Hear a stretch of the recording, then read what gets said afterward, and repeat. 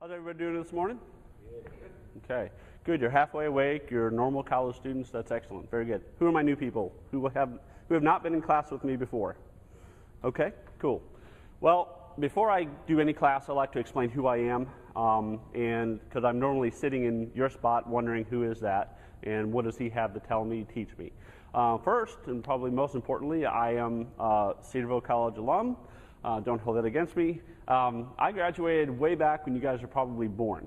Back in like I started in '89. Was everybody alive then? Okay, I won't ask you if you were in diapers or not. You weren't? Good Lord. Okay, but I started here in '89. I was on the five and a half year plan. I was a married student, so it took me forever to get through. Finally did, graduated. My background is in law enforcement. I started with the Xenia Police Department, and when I was a student here, I never thought in a million years that A, I would stay in Ohio. I'm from Chicago. And then B, that I worked for Xenia PD, because nothing happens in Xenia, and boy, was I wrong. I did a ride-along with somebody.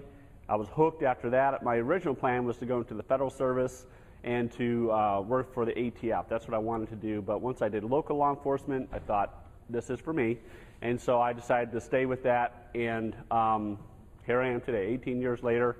I went to the Kettering Police Department after 5 years, got burned out in Xenia, wanted something new to do. Went over to Kettering, did police work, did their public information, community relations stuff, did a lot of teaching for them.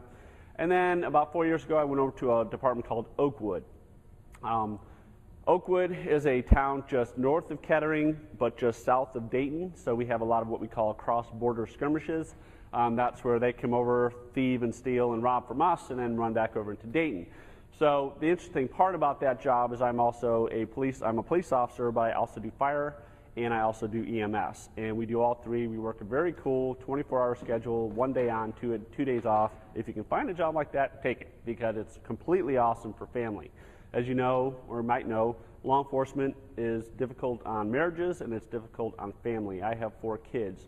So at this point in my career, I was looking for something that would allow me to be home, but still allow me to go get my adrenaline rush and run businesses and stuff like that. And here I am. So every year they bring me back here to do training.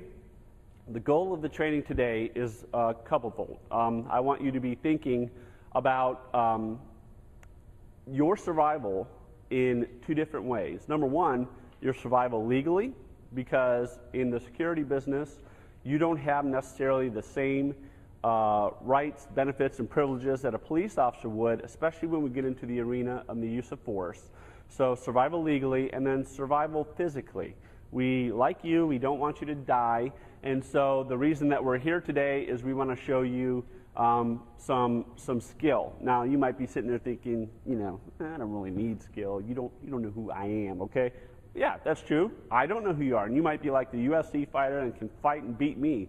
But it's still important that the college and administration covers themselves, but also covers you, so that when you go out and you do something improper, they can say, we didn't teach them to do that. Thank you, you're on your own.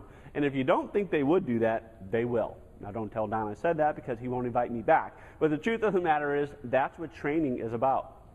Training is about covering everybody liability-wise, because we have these people out there who are called lawyers.